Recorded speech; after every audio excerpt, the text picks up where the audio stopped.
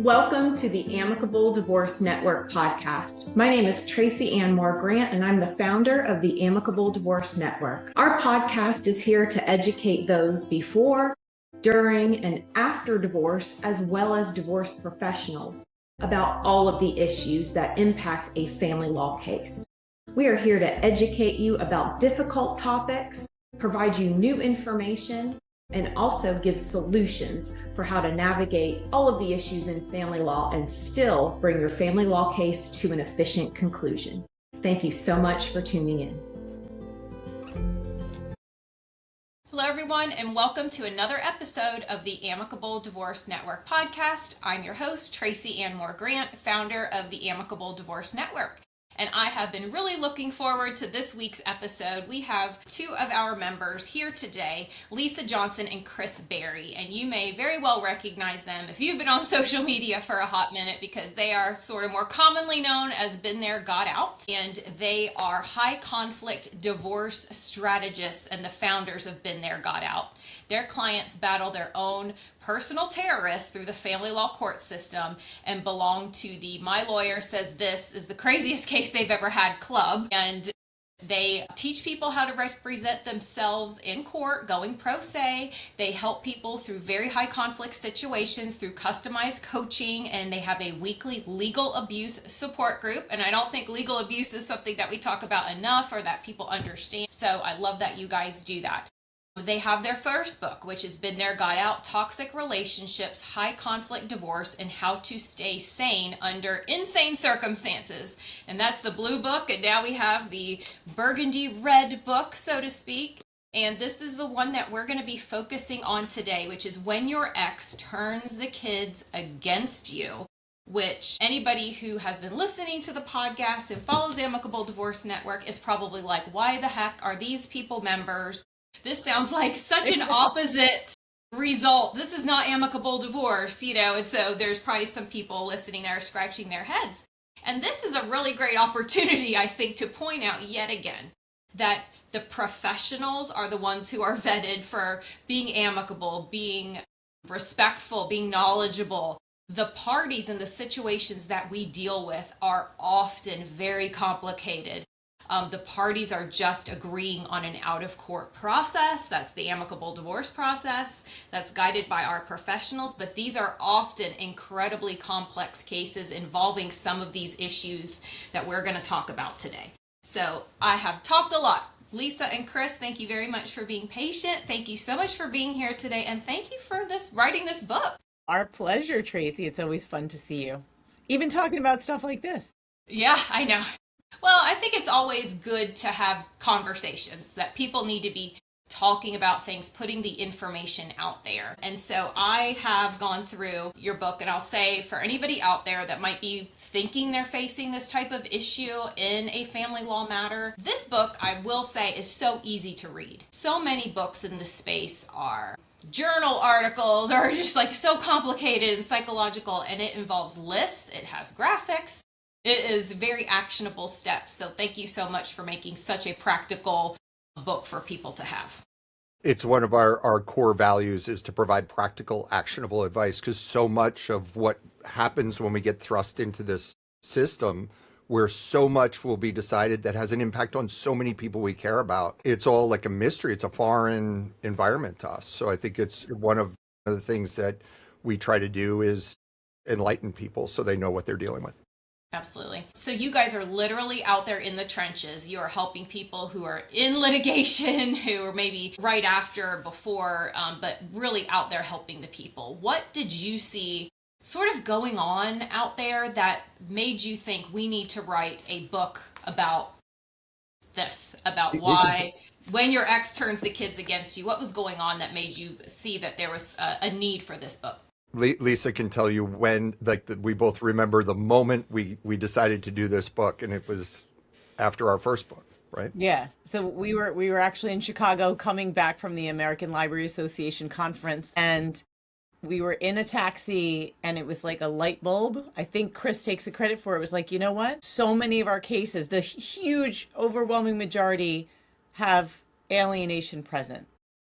We need to talk about it. We need to go deeper into this because we always say that once you get out of one of these unhealthy relationships, your ex is limited to three things: money, the court, and your kids. And money and the court go hand in hand, and the kids are the most heartbreaking, painful thing. I mean, I can't tell you how many of our clients have said that their ex gave some version of, I am going to leave you homeless, penniless, and childless. And that is something we see happening all the time. Many of our clients who realize that alienation has been happening are long post judgment, many years after it's over. And as we start talking about it and what they can do, they say, I should have seen it sooner, because it usually starts while you're still in the relationship, where that person is establishing loyalty and trying to align the kids on their side instead. Yeah. And by the way, this affects 22 million divorced and separated parents in America and Canada alone, not even including the UK, where we all just came back from. Yes. So they were so kind to come over to the United Kingdom and launch their book at our recent Bridging the Gap conference, where we were coming together with professionals all over the world to talk about resolving difficult issues just like this. So you were so kind. You were so kind. Sorry for interrupting. To schedule your whole event around our book release. That was. And Bill Eddy, to have Bill Eddy, who wrote the foreword to our book, as your keynote speaker. Yeah. I was like, how can I make this easy for Been There, Got Out? How can Lisa and Chris get a win here? But you guys threw out a term that we hear a lot: alienation. So first, for the people listening, let's talk about what is alienation versus estrangement. Okay, so alienation is when one person interferes with the relationship of the other parent. Well, we're talking about two parents. And it's not a natural rupture.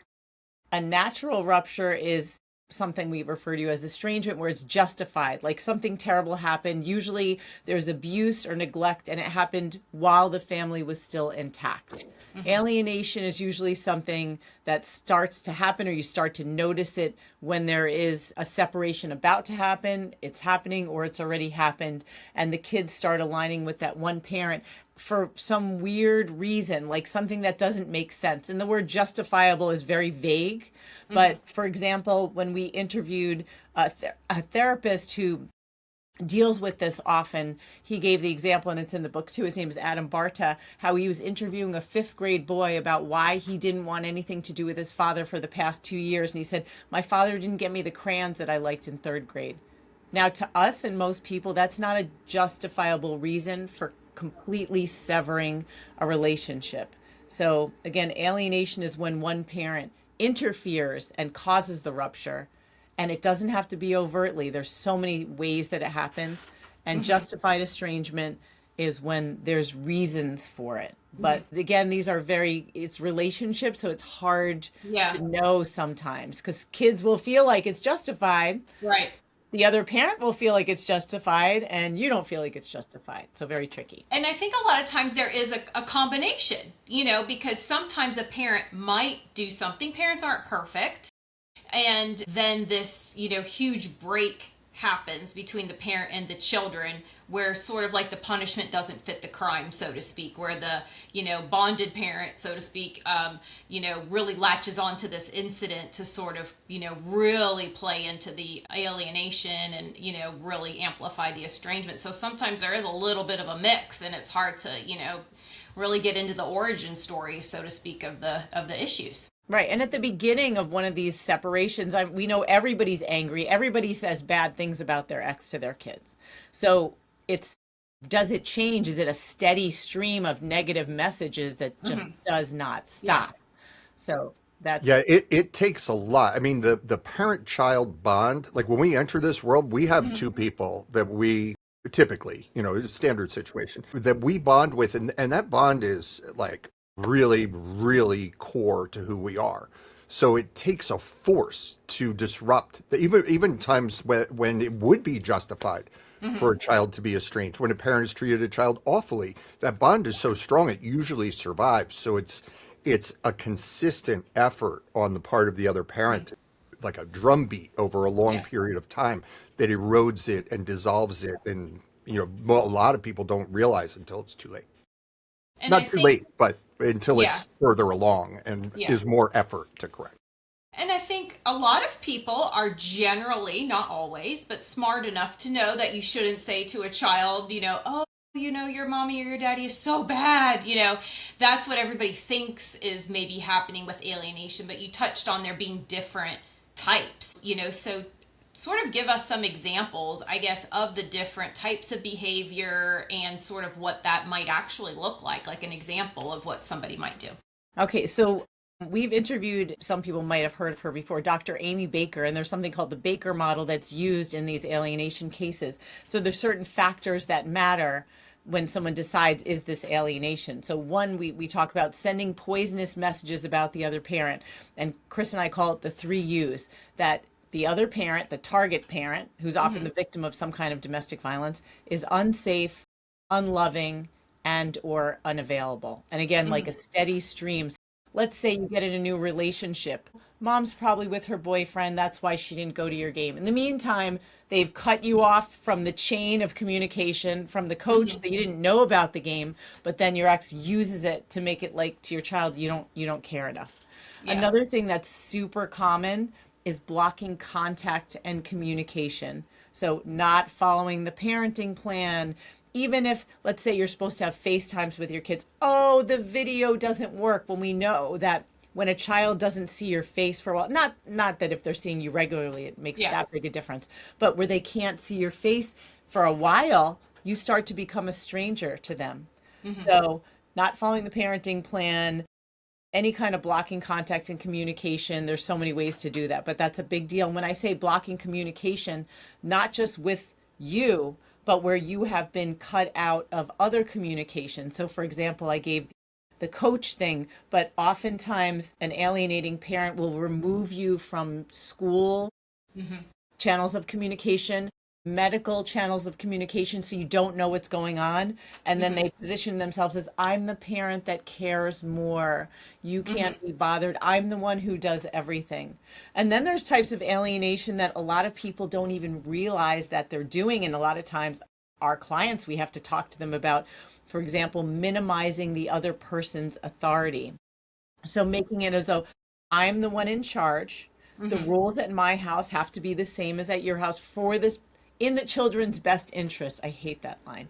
It's in the children's best interest that we have to feed them the same thing, have the same bedtime, etc. Where they don't let you feel like you can actually parent the way you need to. And we're not talking about obviously like major decisions, but just the day-to-day stuff. And then the kids absorb that you're kind of a sub-parent and then other parent is the main parent. So those are just a few like little example of alienation. Again, it's like a very big topic. Yeah, I mean, like saying the non-custodial parent or the sub-parent, so to speak, like the children don't have to follow the rules at their house, for example, because they're not on equal footing, and what the one parent says goes, and you don't have to listen to them, and different things like that. I've also heard examples, just of things like eye rolling, like if they would say something positive about the one parent, like, oh, my dad bought me this or took me here, we went and got ice cream or had this fun experience or something. Just sort of, body language even and facial expressions that children, really absorb. Because really growing up for many years, I mean, probably even through elementary school, for the most part, their parents are their entire world. And then they start to, get some school friends and start to, get out there a little bit, but not really until middle school, high school maybe. But they're really just taking all these cues from the parents, sometimes some very involved grandparents as well. Yeah, we always talk. Oh, sorry, Chris. And I want Chris to share the story about the base too. Yeah. I thought we had like some time constraints here. I was chomping at the bit to do it. I will. But we always talk about the 7-38-55% rule, that people only pay attention, not just kids, but people pay attention to only 7% of your words. 38% is your tone and 55% is your body language. And so kids in particular are watching what you're doing. Yeah. How should I react to that? How should I feel about that? And, learning that type of behavior. But as a lawyer, I can absolutely tell you they only listen to 7% of what I say. That goes for all my clients. And, what you had me thinking about when you were describing that, how the alienation unfolds, like in with real examples, right? Is that at some level, a child picks up on the fact that the emotionally healthy parent is their love is unconditional. But the other parent, the parent who has whatever the issue is psychologically, kids come to realize that their love is conditional. I better behave this way. It was probably the same way we felt in our relationships, if you've been in that kind of relationship. But so the child knows they need to please the other parent. And when they, that eye roll, it's like, uh-oh, I enjoyed my time with, mom or dad. That's a problem. That's displeasing this person I can't displease. So that's like what's going on underneath and what starts to pull the child. Like, I'm safe no matter what with this one. I'm only safe if I behave a certain way with that one. Right. Yeah, absolutely. And as we're, sort of talking about this unpacking, I have been an attorney now for 24 years and have, just sort of seen it all and litigated, quite heavily until about 2018. And I would say during the course of my career, alienation sort of, got to be, I don't want to say very popular, but there's things, you learn about something, you're getting training on it, the court is aware of it, and then, to a certain extent, is now a little bit taboo for people to bring up. Like, you have to be very careful, I think, because it has sort of shifted and has been sometimes incorrectly weaponized, I guess I would say. Can you guys talk about that a little bit? Yeah, so I have personal experience with this, and it's really interesting talking with you because you come at it from a lawyer perspective, and I'm more like I was the client and now working with clients. Parental alienation has been effective in family law, and lawyers know that. And a lot of lawyers, especially the types that our clients' exes hire, are like win at all costs. I've got to win. I've got to deliver results. So they don't care about the ethics of the strategies they employ. They just want to win, right? And so a lot of times, and we have this whole thing we talk about in the book called the protective parent spin cycle. And what will happen is a child is being abused or neglected by a difficult parent. The protective parent, we'll call them, brings it up and maybe files with CPS or goes down that path of abuse and domestic violence. And then when nothing is found as like founded by CPS, which their bar is set very high, they see some ugly stuff. It is very difficult to get a founded report back from CPS. So all of a sudden it's like, wow, the parent who's being accused of the abuse is innocent. That must be parental alienation. And they come back with this almost reflexive parental alienation accusation. And when the DV thing doesn't like build enough support, all of a sudden that's what it looks like. So that is like the root of, I think, from what we've observed, all of the controversy around this term and why the people who have been burned by that justifiably hate the idea of parental alienation. But Lisa and I see the reality of this behavior actually happening every day, right? So they both can be true. Right? It can be an effective legal strategy that can be properly used and misused. But that's, I think, the root of all of it. Yeah. I think. And I almost left out the most important part. In the midst of my divorce, I changed lawyers and I thought I needed a more expensive one, which was wrong. But I hired one of the big names here in my community. And in our first meeting, he asked me, "Is your ex claiming abuse?" And I said, I hadn't said anything like that. I said, no. He said, well, don't worry. If she does, we'll just respond with alienation. This is like the big fish in our... Yeah, I think that's sort of, I guess, the difference with family law professionals, that we're very passionate about sort of pulling apart the people in the population, so to speak, the people that practice family law, because I think there are the practitioners out there that want to win at all costs, and not even necessarily win, but they will fight, I guess, as long as you can pay them. And they will say these things that may destroy families. And then you have the professionals we like to have in our network who are reading your book, who are going to seminars, who are getting educated to issue spot, to know what professional to call, to know how to solve the problem and help the family, and prevent these types of situations from, coming about. Because, I think having a healthy relationship with both parents is what's best for children. Right, ultimately. Right. And Bill Eddy, in his book, Don't Alienate the Kids, talks about the idea of positive advocates and negative advocates. And he says how a lot of times people who love you, your family, your friends, your own lawyer, could be negative advocates because they fan the flames of conflict. Yeah. Oh, you deserve this and your ex should suffer and all of that. And what you really want are positive advocates who care not just about your instant happiness and revenge feelings at the moment, Yeah. but your family's overall health. Because Yeah. once, it's almost like after a funeral, everyone's going to leave and it's still going to be you dealing with it. And Yeah. so it's not just now and this war, but the impact on your children and you two for the rest of everyone's lives. And so to destroy lives because of winning something in court, there's just so many more consequences that people don't think about. And that's why it's so necessary to have people like the professionals we've met through Amicable Divorce Network who try to, above everything else, lower the level of conflict so that it doesn't bleed onto the kids. Avoid litigation as much as possible because the kids are the ones feeling it more than anyone. Someone was saying to us the other day that they were telling their kid how to be with the difficult parent. The kid said, but you don't have to live with that person. I do. I still have to go back and forth. So these are things that positive advocates will think about. Because you can't just like take your kid away and do whatever you want, even though a lot of people like to think they can. I think that's so interesting because I'm also a mediator. But even as a lawyer, I will have people who want to, I call it, get a divorce by committee, where even, for their consult, there's sort of a difference. We can't have third parties in a consult because that destroys attorney-client confidentiality. And a lot of people first don't understand that, but when I have allowed some people to come in, sometimes they are a helpful support system, but then sometimes they are the negative advocate. We're like, well, you need to get this and you need to do this. You need to, hurt them like they hurt you, kind of attitude. And in the mediation as well, where people want to sort of call other people or bring in other people who really aren't focused on the family and the resolution. They are more focused on different things. And sometimes that causes agreements to blow up, and those people aren't the ones who have to live with them. So that's very difficult. But I think I read a study one time talking about, kids in the court system, and it was reflecting on children looking back that had to perhaps testify in court, talk to a judge in court, and really reflecting on like their perception of that being like the worst moment of their lives.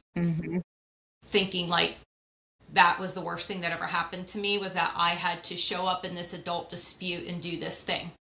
Well, I mean, Tracy, like at the very beginning of the book, there's a story about someone that I call Kim, who is a very close friend of mine. And she was talking to me about when she was really young and her parents had a very difficult divorce. And at one point she was pulled in to talk to the judge, and the judge said, what do you want to do? And that's so much weight to have on a child. And she said, I'll do anything to make my mother stop crying. Her father signed his parental rights away. Yeah. She never saw him again. He used to leave her. She knew it was him. Like, he used to watch her while she was on the bus sometimes, but they weren't allowed contact. He used to leave flowers on her windshield. When he was dying, she was torn and she didn't see him, and he died. And she said she's always regretted it. And then her mother died, and she's also got a lot of ambivalence about that with what happened. But this is something we also talked about at the conference, the child's voice, the weight that it's given, because you're asking children to make significant decisions without looking at the context. I mean, we're the adults here. That's a tremendous burden. It feels like it's a good thing sometimes, but it's such a burden because kids grow up and they don't always know what's best for them. That's why they don't make decisions about other significant things. Exactly. In Georgia, we have a law where when a child gets to be 14 years of age, they can pick who they want their primary custodian to be. They can't dictate like their visitation schedule. I think that's a misconception, but it sort of bleeds over. But they can say, I want to live with this person or this person. And I mean, I think of myself at 14 years old. I mean, I was, into Hello Kitty and Cabbage Patch Kids and lip gloss. I mean, like that, how, terrible to be put in that position, have to think about that kind of thing and to put that pressure on that age. I mean, that's been in place the entire time I've been practicing for 24 years. And the whole time I always expected a modification, to change that. We just don't have it. And we still see it, kids signing affidavits, testifying in court at 14. I mean, they're 8th grade, that's just wild. Well, in the context of the cases we're talking about here, A lot of those kids have been manipulated. A lot of them, when they talk, they are not speaking for what they truly feel. They've been turned. Just like when we were in these unhealthy relationships, you lose your sense of self. Yeah. And I've served as a guardian ad litem for children as well, which is where you're a lawyer that investigates their best interest, so I've been called into these situations, is this a false, election? What's going on here? A lot of times the kids love both parents. They don't care. This person just asked them to sign this form. They're an obedient child. They love their parent. They're going to sign the form. If this parent had asked them to sign the form, they would have signed that form. Like, they just want to be left out of it for the most part. But to really put the kids in the center of litigation, I think, is consistently we see like the worst thing that can happen. We have so many passionate professionals in this space who are children of divorce. I think that's so interesting to see some of the experts who are like, my parents had a terrible divorce. I was impacted. I'm going to change things and do it this different way. Yeah. Yeah. I think of Bradley Craig, one of our psychological members, and he speaks about that often and is just so passionate about it. So when people are, let's say, in a situation, whether they're, probably when they come to you guys, they're probably have separated. They're probably usually not in the same home still with their partner. I would assume when they come across you guys, they're divorced, post-divorce, things like that. What tips do you have for them when they start sort of thinking that alienation might be might be going on and, their sensors are up? So sometimes we do see them while they're still living together and they're working on trying to get out of there. But if they are early in the relationship, one of the most important things that they can do legally is to have an airtight parenting plan that has a therapy clause built into it, because we know mental health is such an issue with the kids being pulled in different directions or one direction. And so therapy is often considered a legal decision. It's a major decision. It's something that is often battled over. And it's one of the most common problems our clients have, is to get their kid mental health help. So when you put a therapy clause in that parenting plan that says, if anybody wants therapy, it's a carve out, like you can just get it. It doesn't have to be a decision. So to also have ready some good family systems therapists with DBT or dialectical behavioral training, and having thought out ahead of time that whatever happens, that you're going to share the cost of therapy. In alienation cases, a lot of times the parent who's kind of been pushed aside gets this view that it's their problem. You're the one who's got the issue with the child. You need to pay for it. You need to fix it. But we have a friendly colleague named Dr. Premila Deck, who's a lawyer, therapist, parenting coordinator, and reunification therapist. And she trains a lot of judicial people. But she said that this is never a one-parent problem because it impacts the child's mental health moving forward, their ability to form relationships with others, their need for conflict resolution and resilient strategies. So to start off where it's like, oh, it's your problem. No, it's a family systems problem. So that's one thing to make sure you do. And if you don't have that language, to do what you can to get therapy ordered, and to make sure you do your research properly to pick the right kind of therapist. And we talk all about that in the book. Yeah. And I think a lot of people don't realize there's a lot you can do sort of on your own, just with your parenting. And as an example, so first of all, recognize the signs, right? Get to know the signs. A lot of times what our people report to us is that as kids go back and forth, their first few hours or their first day back with our the healthy parent, the kids are very dysregulated. They're aggressive. They're this and that. So recognizing it early is super important. It's like a disease that you might get. The earlier you catch it, the easier it is to treat. Not easy, but easier. But a lot of parents think like the kid will say like, you're refusing to pay child support to my other parent, whatever it is, right? And you feel like it's not true. Your child has been lied to by their other parent to make you look bad. You want to correct the record. You rarely want to take it head on. You rarely want to go to the child and say, no, they're lying. That's not true. This is the truth. Here, look at our divorce agreement. Like, you don't want to correct the record. You want to give them skills. You want to teach them especially critical thinking skills. So you kind of come at it from the side and you get them talking, because a lot of times they can't explain why they're upset, because it's not based on a real reason. Yeah. Like Lisa said with the crayons, right? There was a kid who couldn't articulate what the problem with dad was because there really wasn't a justified one. Yeah, and also know that the both of you are authorities in your kids' eyes. And we think that authorities don't lie to us. So your child is thinking, neither parent's going to lie to me. So if one parent, your ex, is saying, this is how it is, and then the child comes to you and says, this is how it is, and you say, no, it's the opposite. You're doing the same thing your ex is. You're telling them what to think, and they're experiencing cognitive dissonance because they're like, who do I believe? And you're not showing that you have faith in their ability to figure it out. And there's all kinds of ways you can tease things out of them and help them develop critical thinking skills. But it's counterintuitive because when they come to us and they sound like our little exes, like, oh no, I got out of that relationship and now and here it is again. It's triggering and we want to react. We can't help ourselves. So that's why it's so important to get support. And again, like Chris said, know what you're dealing with so you don't let your emotions overtake you. Yes, exactly. Yeah. I think it's really hard as parents when you've never been a parent before to, learn how to do everything correctly and to prevent these types of situations. Parents are usually, wanting kids to get through divorce the best way possible, but sometimes make mistakes, sometimes intentionally. So anybody that's facing these issues and they resonate with you, Lisa and Chris, I would say, are on the front line of this type of work. They are working with the clients, are out there really helping people. So Lisa and Chris, first of all, you can get their book, When Your Ex Turns the Kids Against You, on Amazon, and their first book there as well, if you want to be able to get it quickly. I rattled off some of the things that you guys have support groups about and coaching. What is the best way for people to reach you and to learn about all of your services? Super easy website, BeenThereGotOut.com. BeenThereGotOut.com. Yep. Perfect. If you search us, you'll find us everywhere. We're on Instagram. We have a podcast. We have a YouTube channel. It's just the two of us, so you can email us directly, Lisa at or Chris at BeenThereGotOut.com, and we'll always answer. They do, I promise that. And if you are driving and you're like, I will never remember that, just save this episode. Their information is going to be in the show notes. So when you can safely pull over, you can get that information, reach out to them. Lisa and Chris, thank you so much for all of the wonderful things that you do. I know that it is difficult and heart-wrenching work, and you guys are passionate about it, and that is so wonderful to see. And thank you for being members of Amicable Divorce Network. Our pleasure. Thanks We so met some much. of the coolest people. Thank you guys. I appreciate it.